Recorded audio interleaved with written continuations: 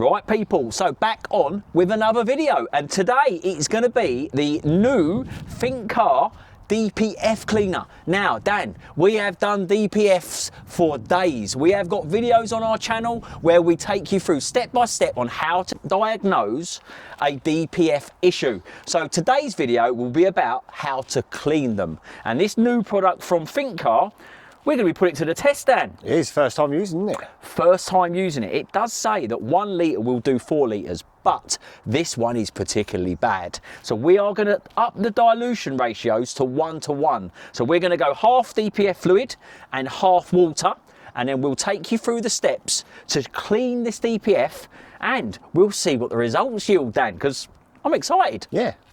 New product. Exactly. You've got to try some new stuff sometimes, haven't we? Exactly. But for you guys at home who want to know how to diagnose DPF issues, we have got other videos on our channel. We've done Jaguar Land Rovers, we've done Peugeot, it's a common Citroens. It is a common thing. But just to give you a refresher, guys, we always use the manometer, and in that we test the actual differential pressure to make sure it's not a sensor issue before we go ahead and do everything. So we always do a manual check on the differential pressure before we do anything, just in case if we have got a sensor fault, and then you'll be cleaning the DPF for absolutely no reason. So without further ado, let's jump on the Thinkcar diagnostic machine, and I'll show you that we have got DPF faults before we start anything. Right, so we will be using the Thinkcar Think Tool 391, and as you can see on here, it has actually highlighted an issue with the diesel particulate filter restriction soot accumulation bank 1. We checked it on the differential pressure and we were sitting on idle around about 30 or 40 millibars, so we know we would like to see that under 10 certainly. And when we start this up, and if you have a look on here, you can see quite clearly that we have got a DPF light on, as you can see here, with an engine management light, which then goes back to what we have already got on the Thinkcar. So what we're going to do now, guys, we are going to take you through the process of the DPF cleaner, and we are, because it is very, very heavily blocked up, we are going to go a 50-50 mix. You've already mixed this already, haven't you? No, I haven't put anything in yet because we're going to do it live on camera. So what we're going to use is our DPF cleaning gun, and we are going to go with, it does say on here, people, that we can go 1:4, which is obviously a 3:1 ratio, being 4 parts. So we can do it that way, but this is particularly bad, Dan. And the customer has said he has been into other garages to have it cleaned and it hasn't worked. So they have used other products on this and they have not been successful. So will this work, Dan? What do you think the differential pressure readings are going to be after we've done this? So what we're going to do, people, it's got a safety cap on here. You will not undo this unless you push down first. See that? So it has got a safety cap. We're going to go half and half.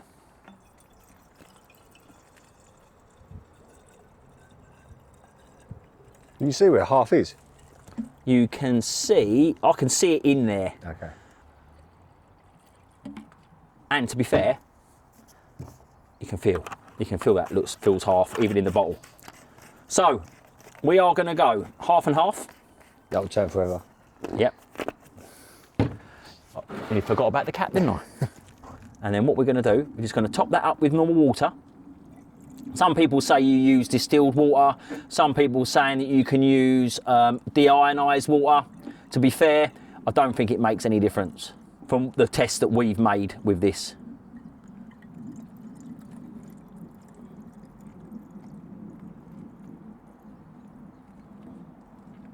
There we go. The recommended pressure for this gun is between 2.5 and 4 bar, which, to be fair, most small air compressors will do that. Our one is quite a big one because we run tyre machines and everything on ours. So our one's probably set to about 10 bar, isn't it, Dan? It is, yeah. So we've had to restrict the pressure going into this gun so we don't literally take it clean out. But what's great about this is it's got a temperature resistant end on, and then what we're going to do is stick that down the differential pressure pipe, and then we will just lock that in with this section here so that it doesn't force it back out of the differential pressure pipe. So that's what we're going to do.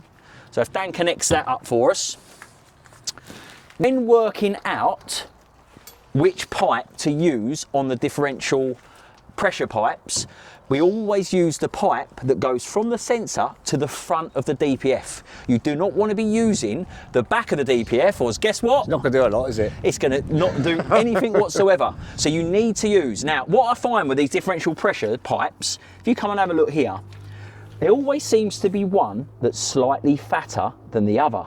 Now, this one here is fatter than this one. So what you'll find is that this one will be going to the front. But don't guess, people. It's very easy. If you can't see this pipe going down to the front of the DPF, then get your manometer and test it. Because what you'll find is the pipe that's at the front of the DPF will be measuring the amount of resistance inside the DPF. So you will be able to see quite quickly on the manometer that you're in the right differential pressure pipe. Now, like I said, this is about the product, this video. If you want to know about how to work out DPFs and DPF issues, there are other videos available on our channel. But today, we're going to show you how to use this.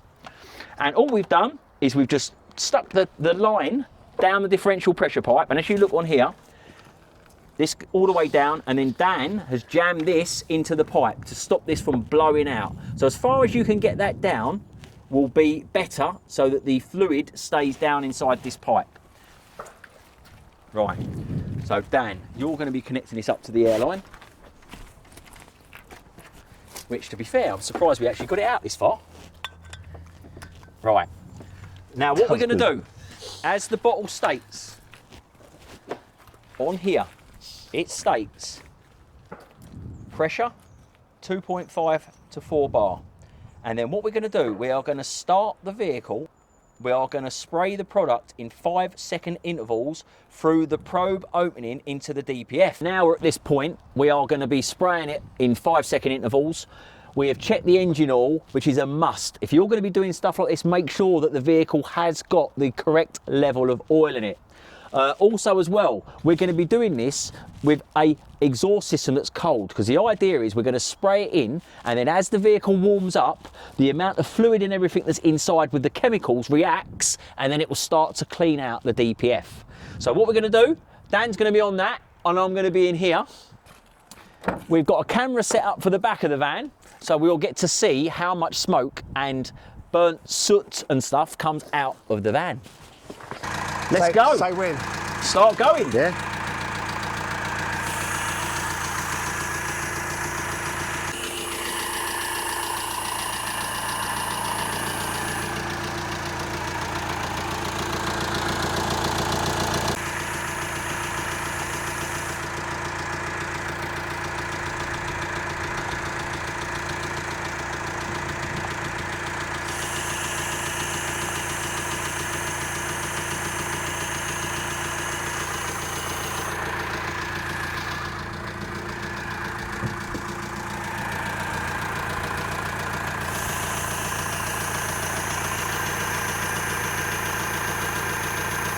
That's it.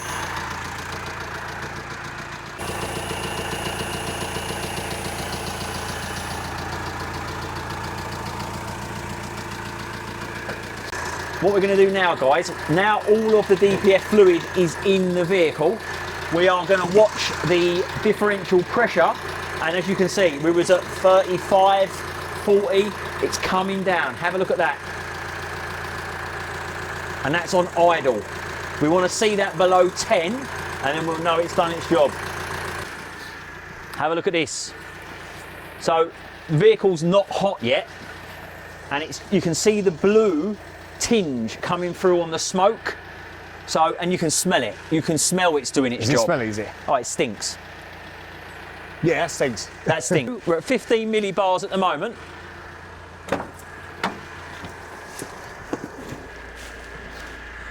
So now what we're going to do, we're going to take the revs up to 2000 RPM to get a little bit more heat in the vehicle, and then we'll go to 3000 RPM and hold it till this goes below 10 millibars really. I'm just going to hold it to 2.5, and then what we should see on the Thinkcar diagnostics, and we're starting at about 60, 70, whereas we were about 115 at one point. So that should come down quite nicely.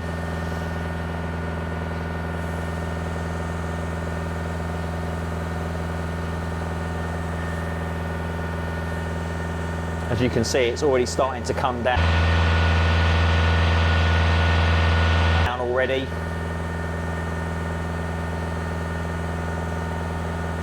That is dropping quite dramatically, Dan. We're getting some foam coming through now, aren't we?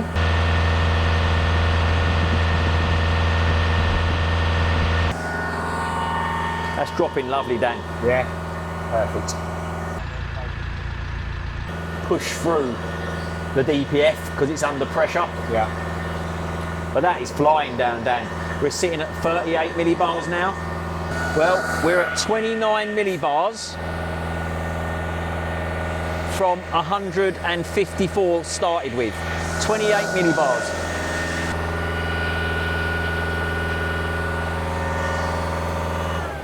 We drop that down. Right, there we go, P. 5 millibars on idle. And, Dan, relatively easy to use. Provided you've got an airline and a gun, you know, 3-to-1 ratio as a fluid cleaner. We went in half and half because we knew full well this was extremely blocked. So we put this in at a very high dilution rate at half and half, which, to be fair, this does 3-to-1. So you should get 4 litres out of one litre of fluid of this. But the results speak for themselves, people. We're 154 millibars at 2,500 RPM. We're now at 27, 28 millibars at the same rev range. We were 34 millibars on idle. We're now down to 5 millibars on idle. So it definitely works, doesn't it? It definitely works, people. So hit us up if you need this. There'll be a link in the description below. I'm really pleased, Dan. And to be fair, if we're using it on them dilution ratios, we've got enough to do a few more. As always, guys, if you like the videos, don't forget to like, share and subscribe. We will show you in real world. There's no faking it. This is, if this product was no good, we'd say it's no good.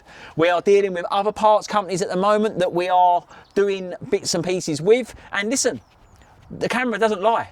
They either work or they don't. But this one is definitely a winner.